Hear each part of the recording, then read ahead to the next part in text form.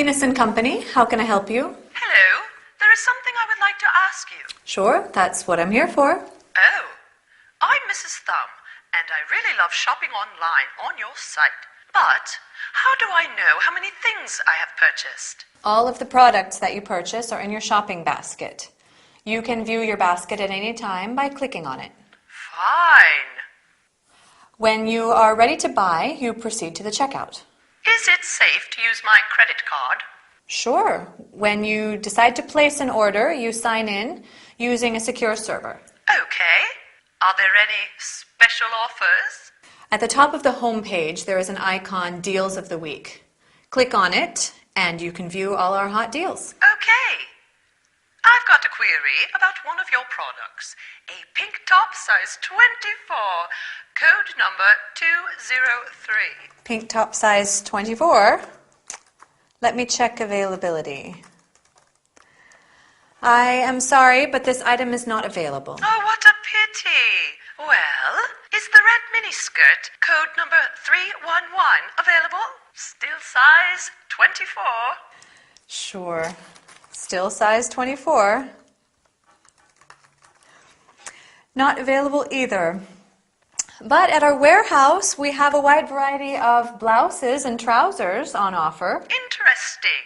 Okay, so let me take a note of that. Blouses, trousers, and a pink top.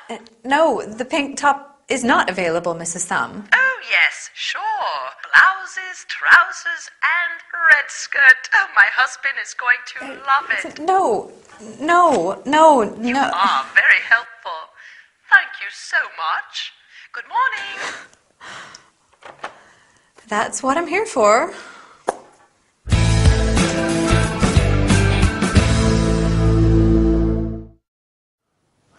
Hi, everybody. I'm sure that many of you are going to love this business session. We're going to talk about online shopping. Isn't it great? I love shopping online. Do you? In our scene, Mrs. Thumb visited a website that sells garments and calls the helpline for some additional information. Together with you, I would like to review the basic steps of an online shopping experience. Once you get to a website, you start browsing the products on sale. Browsing means to have a look at products. When you find a suitable item, that is, an individual article, you click on it to get more information. If you like the item, you add it to your online shopping basket. As Lucy says, you can view your shopping basket at any time, which means that you click on it to see all the products that you have selected. If you change your mind, you can remove an item. When you are ready to buy, you proceed to the checkout. The checkout is the place where you pay for the goods. To make a purchase, you have to register your personal details and a credit card number. Do you remember what Mrs. Thumb is worried about? She wants to know if it is safe to use her credit card. Lucy says that there is no risk because the website has a secure server. A secure server guarantees that others cannot intercept your ordering information. Mrs. Thumb is interested in special offers or hot deals. That means items that are sold at a reduced price. She is calling because she has got a query about one of their products. A query is a question, something you want to know about. Do you remember what the product is? Is it a skirt?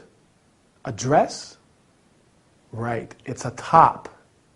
A pink top, size 24. Well, in England, a size 24, a 22 in the US, is quite a big one. Lucy has to check availability, and unfortunately, the item is not available, which means that it cannot be obtained. Time to relax now. Our session is over. Bye for now, and see you soon. Interesting speech, wasn't it?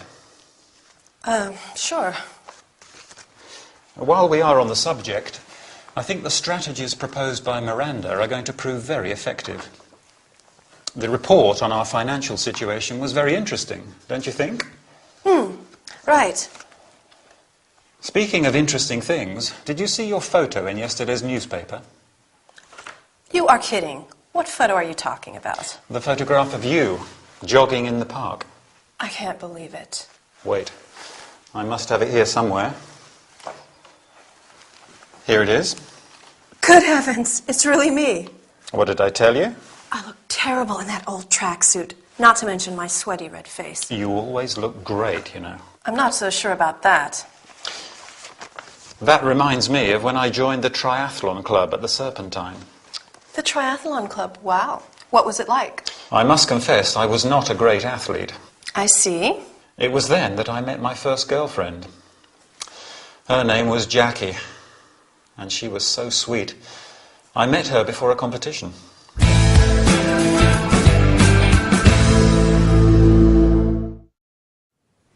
Hi, are you ready for a new business workout? I hope so. Today, we're going to talk about holding a conversation.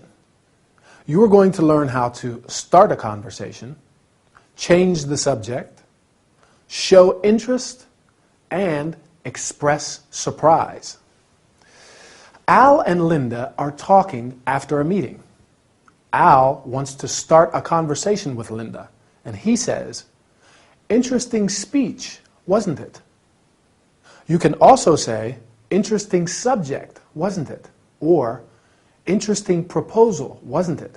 And so on. Do you think that Al is good at keeping the conversation going? I think so.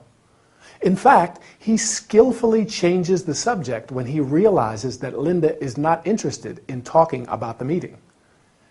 There are many useful sentences to change the subject in a conversation. Speaking of interesting things, while we're on the subject, or that reminds me of when I joined the triathlon club, for example. When someone is speaking, it is important to show interest. Here are some useful expressions. Sure.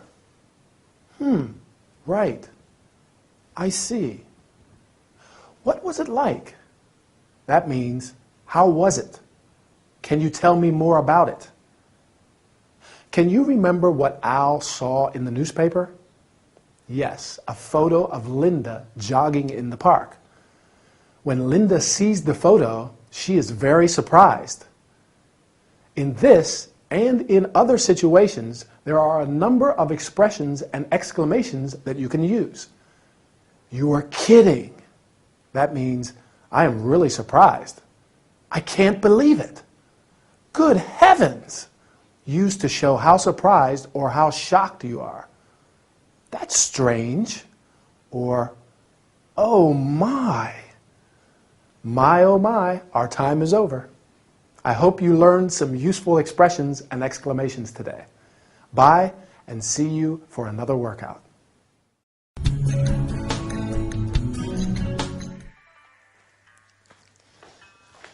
This way, Mrs. Knight. Ready for a regenerating beauty treatment? Yes, I'm coming. Is something wrong? No. Yes, there's something very wrong. May I ask what the problem is? First, the towel you gave me is rough. The one you gave me last time was much softer. I am sorry to hear that. Plus, these bath slippers are very uncomfortable. I see. Lastly, this bathrobe is too small. You see?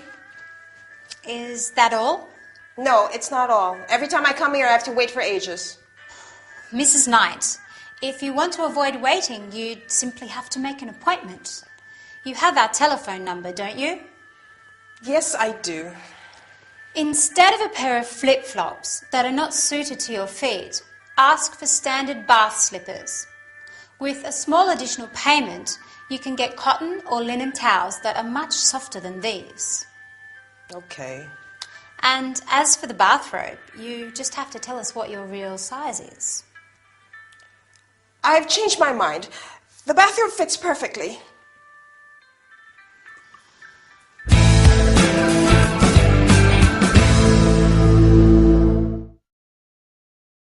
Hi everybody. Ready for a new health and body care session? Would you like to try an overall beauty treatment? Exactly like our faces, our bodies need care and treatment. Today, we are going to see some terms related to bathroom textiles and related accessories. Textiles is a general term that we use to describe any product that is made from a fabric or cloth. Mrs. Knight is not happy, and Chloe needs a lot of patience to deal with her. Do you remember what the first thing is Mrs. Knight complains about? The towel, right. A towel is a piece of absorbent cloth you use when you are wet. There are many types of towels, including a beach towel, which you use for lying on in the sun.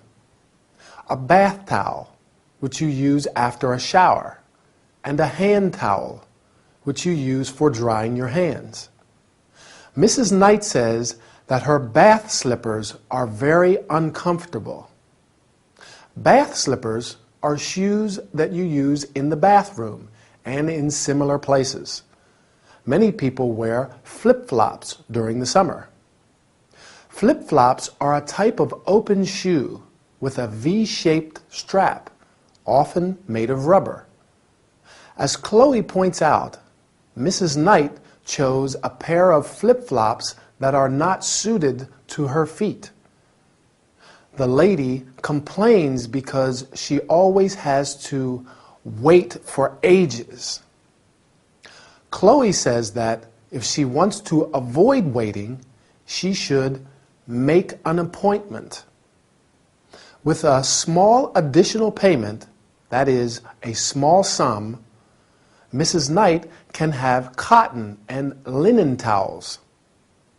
Bathroom textiles can be made of different materials, including cotton, silk, linen, and synthetic fibers. What is the problem with her bathrobe? Right, it's too small. A bathrobe is a garment, like a coat, that you usually wear before and after a bath. The bathrobe is too small because Mrs. Knight did not give her real size. For example, you say, "What size are you?" Or, "What size do you have or do you wear?" I wear, or I have, a size 38. Anyway, our time is over. I hope you enjoyed this session.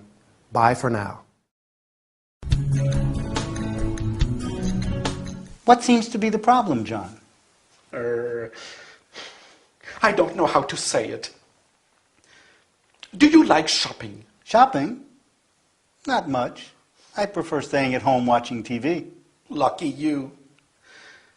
My problem is that I'm obsessed with shopping. I see. Whenever I feel alone or depressed, I go out and I cannot resist the urge to purchase something. Okay. My wardrobe is full of clothes I never wear. Some of them still have the price tag attached. Maybe we could exchange wardrobes. My friends say I'm crazy. Maybe they're right. My credit card is up to the limit.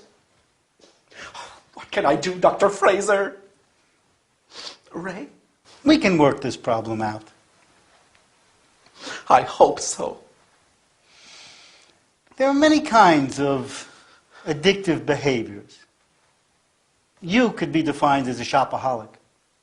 A shopaholic? Yes. A shopaholic is one who suffers from compulsive shopping addiction. I understand. Let me give you a few suggestions. Okay. First, pay your purchases in cash. and leave your credit cards at home. I understand. And when you go out, make a shopping list and buy only what is on the list. Okay. And avoid discount warehouses. Ah, Finally, when you feel the urge to buy something, do some physical exercise instead. right. This is going to be hard at first, but I am certain that you'll feel better in no time. Oh, Ray, thank you so much.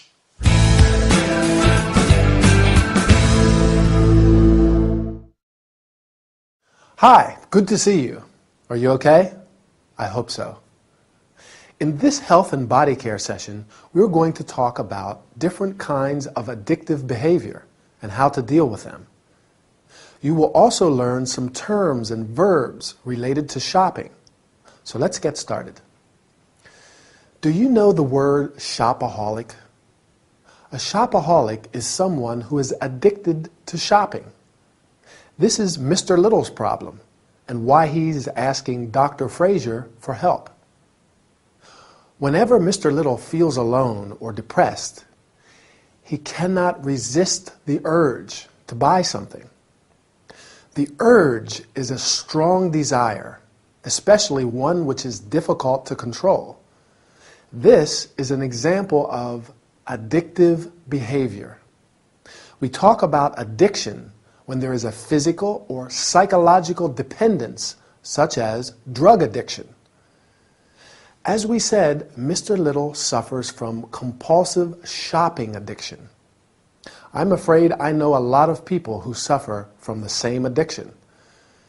Mr. Little's wardrobe, a cupboard for storing clothes, is full of clothes he never wears, and some still have the price tag attached.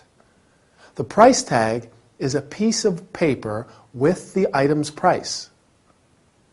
As a consequence, his credit card is up to the limit. This means that he spent more money than he has. He must feel really bad, don't you think so? Luckily, Ray gives him some suggestions. Can you remember the first one? Right. Pay for all your purchases in cash. Cash is money in the form of coins and notes. Then he says, leave your credit cards at home. That is, don't take your credit cards with you. Mr. Little has to make a shopping list and only buy what's on the list and avoid discount warehouses. Can you guess what a discount warehouse is? A small shop? I don't think so. Exactly. A discount warehouse is a large shop which sells goods at reduced prices. A difficult place for a shopaholic to avoid. Finally, when Mr. Little feels the urge to buy something, he should do some physical exercise, like jogging or cycling. I have to go now. I feel the urge to buy something, but I will do some jogging instead, right? Want to come with me? We'll keep practicing.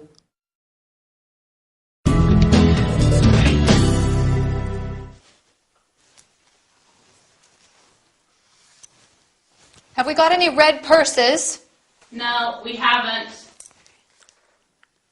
Black hats? Yes, 2 black hats.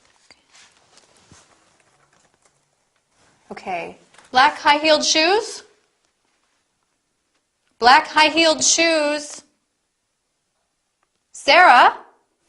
Yes. Yes, what? How many pairs have we got? 1 pair, size 9. Right. We need smaller sizes. What about scarves?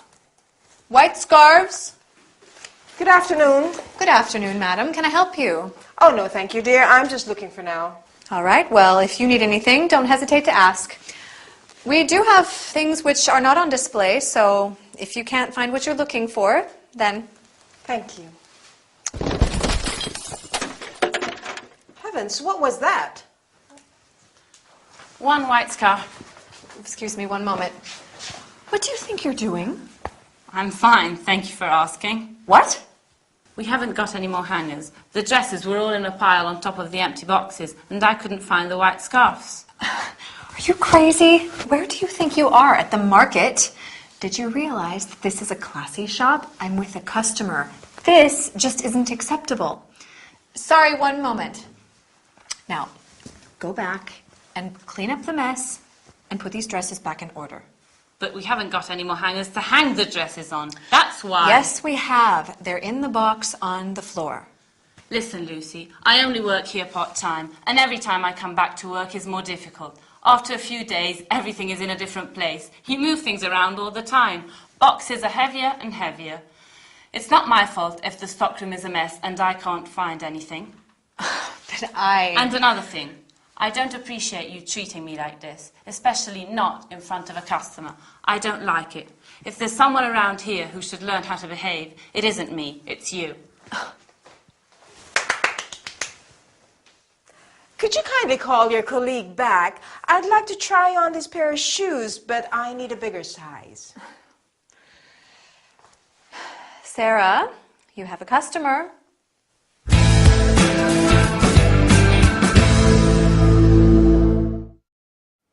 Hi, ready for a training session? Great. Let's get started.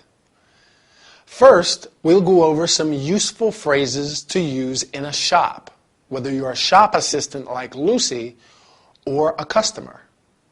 Then we can go over some items of clothing and other things we find in clothes shops.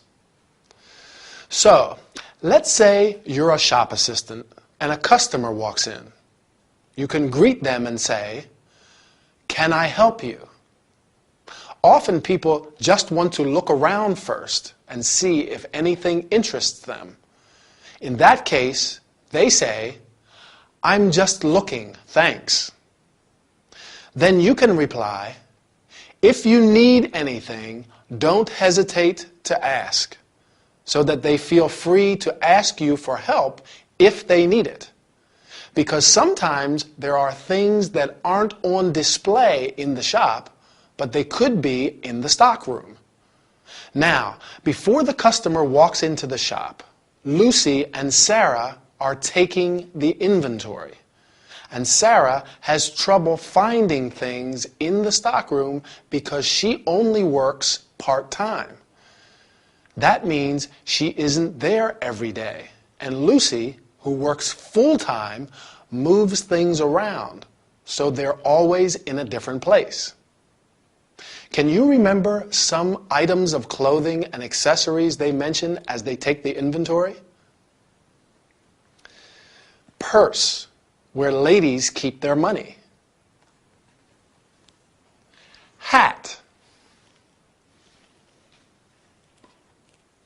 Scarf.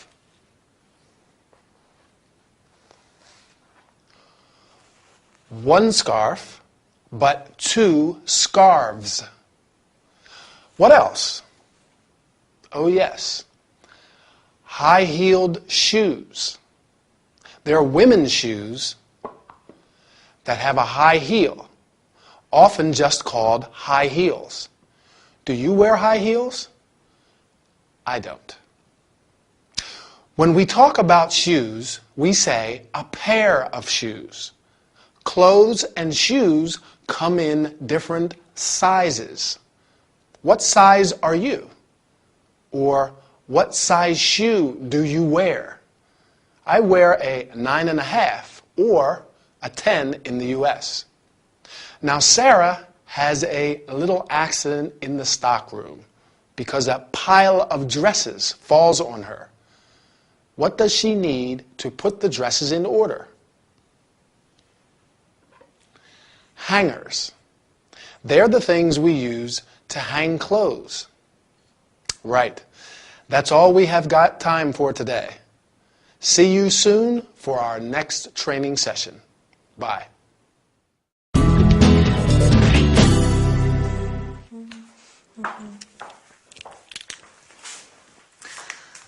Good afternoon, Mrs. Knight. How can I help you? Yes, I want to return this pair of trousers. What's the matter with them? Well, the zip is broken. No, the size is wrong. I see. I apologize for the inconvenience. When did you buy them? A couple of days ago. May I see the receipt? The receipt? Sure.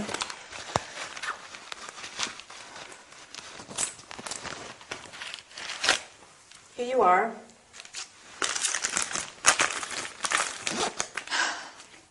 All right.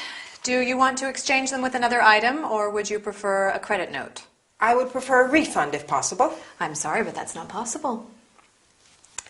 Well then, let me think.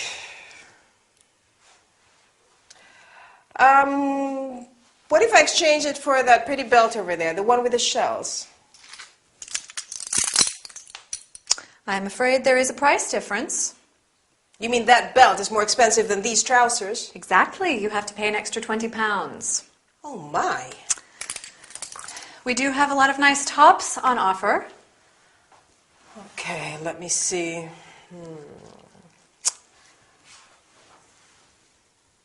Maybe I can try this black top. Where's your changing room? It's over there.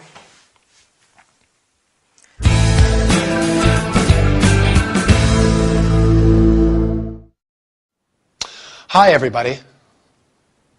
Good, I'm not late. I went shopping and there was a lot of traffic. By the way, today we are going to talk about shopping and how to deal with problems. We're going to learn how to greet a client and offer help, apologize, ask for information about a returned item, offer a solution.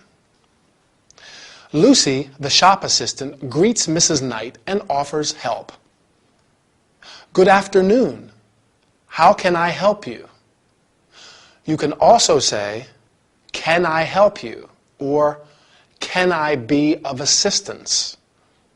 Mrs. Knight says, I want to return these trousers. To return means to give something back. When a client returns an item, that is, an individual article, you have to ask what the problem is. What's the matter with it? Or with them? Or, what's wrong with it? Do you remember what's wrong with the pair of trousers Mrs. Knight wants to return? I'll help you. First, she says that the zip is broken. And then, right, that they are the wrong size. You must then say that you are sorry. I apologize for the inconvenience. Or, I am very sorry. It is important to get some information about the returned item. When did you buy it? And may I see the receipt? The receipt is a document which proves that money was exchanged. Now let's see if you remember. Lucy asks Mrs. Knight if she would like to exchange the trousers with another item or receive a credit note. Yes. A credit note is a document which allows you to buy other goods of the same value as the item you returned. Mrs. Knight wants a refund. In other words, she wants her money back. But it's not possible. If you decide to exchange the item with something else, there may be a price difference. This means that the item you want is more or less expensive than the one you are returning. For instance, for the belt, Mrs. Knight has to pay an extra 20 pounds. Oops, time to go. I bought a nice sweater and I want to try it on. Bye and see you soon.